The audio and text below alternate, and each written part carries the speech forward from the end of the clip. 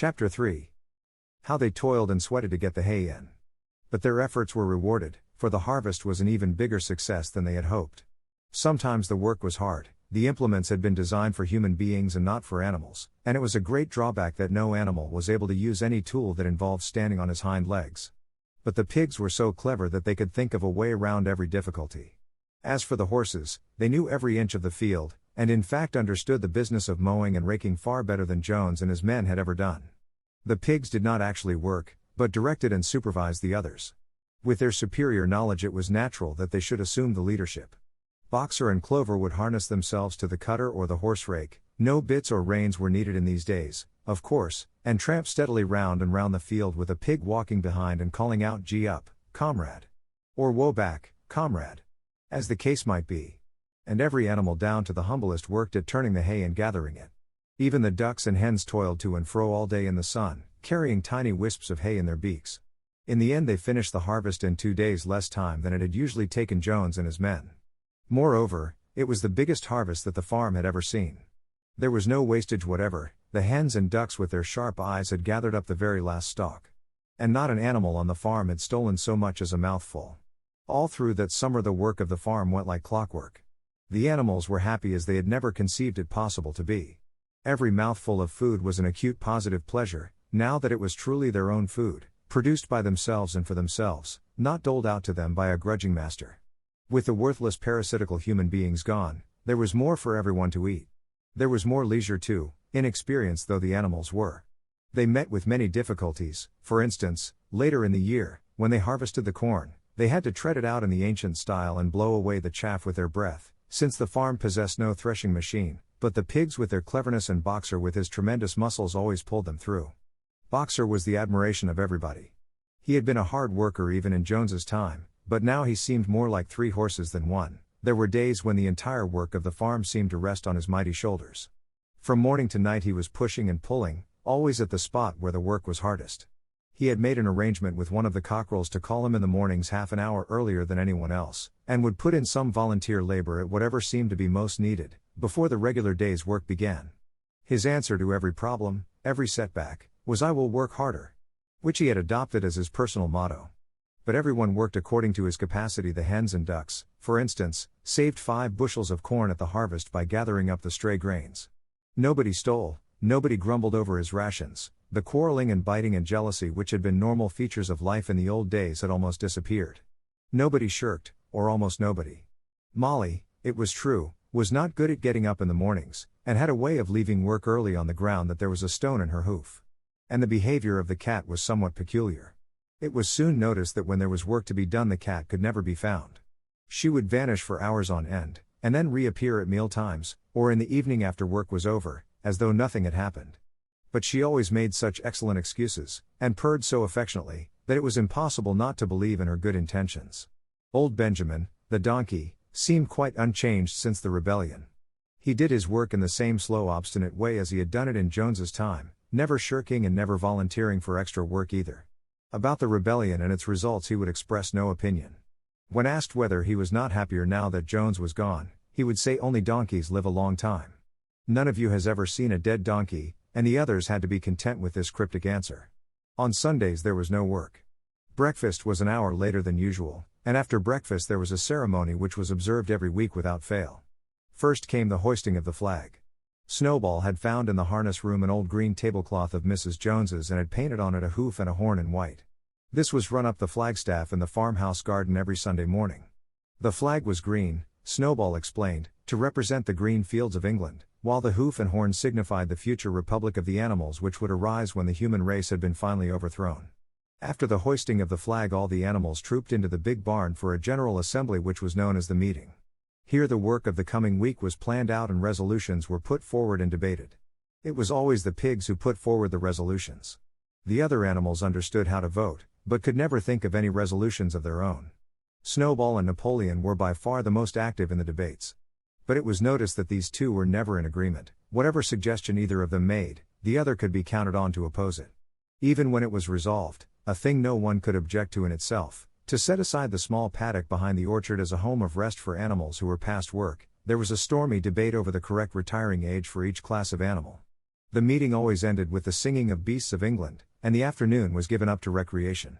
The pigs had set aside the harness room as a headquarters for themselves. Here, in the evenings, they studied blacksmithing, carpentering, and other necessary arts from books which they had brought out of the farmhouse. Snowball also busied himself with organizing the other animals into what he called animal committees.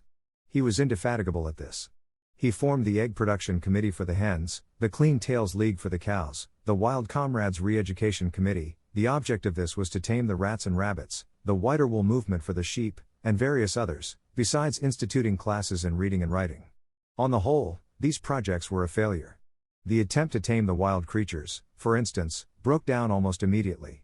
They continued to behave very much as before, and when treated with generosity, simply took advantage of it. The cat joined the Re-Education Committee and was very active in it for some days. She was seen one day sitting on a roof and talking to some sparrows who were just out of her reach. She was telling them that all animals were now comrades and that any sparrow who chose could come and perch on her paw, but the sparrows kept their distance. The reading and writing classes, however, were a great success. By the autumn almost every animal on the farm was literate in some degree. As for the pigs, they could already read and write perfectly. The dogs learned to read fairly well, but were not interested in reading anything except the 7 Commandments. Muriel, the goat, could read somewhat better than the dogs, and sometimes used to read to the others in the evenings from scraps of newspaper which she found on the rubbish heap. Benjamin could read as well as any pig, but never exercised his faculty. So far as he knew, he said, there was nothing worth reading. Clover learnt the whole alphabet, but could not put words together. Boxer could not get beyond the letter D. He would trace out A, B, C, D, in the dust with his great hoof, and then would stand staring at the letters with his ears back, sometimes shaking his forelock, trying with all his might to remember what came next and never succeeding. On several occasions, indeed, he did learn E, F, G, H, but by the time he knew them, it was always discovered that he had forgotten A, B, C, and D. Finally he decided to be content with the first 4 letters, and used to write them out once or twice every day to refresh his memory. Molly refused to learn any but the 6 letters which spelt her own name. She would form these very neatly out of pieces of twig, and would then decorate them with a flower or 2 and walk round them admiring them. None of the other animals on the farm could get further than the letter A. It was also found that the stupider animals, such as the sheep, hens, and ducks, were unable to learn the 7 Commandments by heart. After much thought, Snowball declared that the 7 Commandments could in effect be reduced to a single maxim, namely, 4 legs good, 2 legs bad. This, he said, contained the essential principle of animalism. Whoever had thoroughly grasped it would be safe from human influences. The birds at first objected, since it seemed to them that they also had 2 legs, but Snowball proved to them that this was not so. A bird's wing, comrades, he said, is an organ of propulsion and not of manipulation. It should therefore be regarded as a leg. The distinguishing mark of man is the hand, the instrument with which he does all his mischief. The birds did not understand Snowball's long words, but they accepted his explanation, and all the humbler animals set to work to learn the new maxim by heart. 4 legs good, 2 legs bad, was inscribed on the end wall of the barn, above the 7 Commandments and in bigger letters. When they had once got it by heart, the sheep developed a great liking for this maxim, and often as they lay in the field they would all start bleating 4 legs good, 2 legs bad. 4 legs good, 2 legs bad. And keep it up for hours on end, never growing tired of it. Napoleon took no interest in Snowball's committees. He said that the education of the young was more important than anything that could be done for those who were already grown up. It happened that Jessie and Bluebell had both whelped soon after the hay harvest, giving birth between them to 9 sturdy puppies. As soon as they were weaned, Napoleon took them away from their mothers, saying that he would make himself responsible for their education. He took them up into a loft which could only be reached by a ladder from the harness room, and there kept them in such seclusion that the rest of the farm soon forgot their existence. The mystery of where the milk went to was soon cleared up. It was mixed every day into the pig's mash. The early apples were now ripening, and the grass of the orchard was littered with windfalls. The animals had assumed as a matter of course that these would be shared out equally. One day, however, the order went forth that all the windfalls were to be collected and brought to the harness room for the use of the pigs. At this some of the other animals murmured, but it was no use. All the pigs were in full agreement on this point, even Snowball and Napoleon. Squealer was sent to make the necessary explanations to the others. "Comrades," he cried. "You do not imagine, I hope, that we pigs are doing this in a spirit of selfishness and privilege? Many of us actually dislike milk and apples. I dislike them myself. Our sole object in taking these things is to preserve our health. Milk and apples, this has been proved by science, comrades, contain substances absolutely necessary to the well-being of a pig. We pigs are brain workers. The whole management and organization of this farm depend on us. Day and night we are watching over your welfare. It is for your sake that we drink that milk and eat those apples. Do you know what would happen if we pigs failed in our duty? Jones would come back. Yes, Jones would come back. Surely, comrades, cried Squealer almost pleadingly, skipping from side to side and whisking his tail, surely there is no one among you who wants to see Jones come back? Now if there was one thing that the animals were completely certain of, it was that they did not want Jones back. When it was put to them in this light, they had no more to say. The importance of keeping the pigs in good health was all too obvious. So it was agreed without further argument that the milk and the windfall apples, and also the main crop of apples when they ripened, should be reserved for the pigs alone.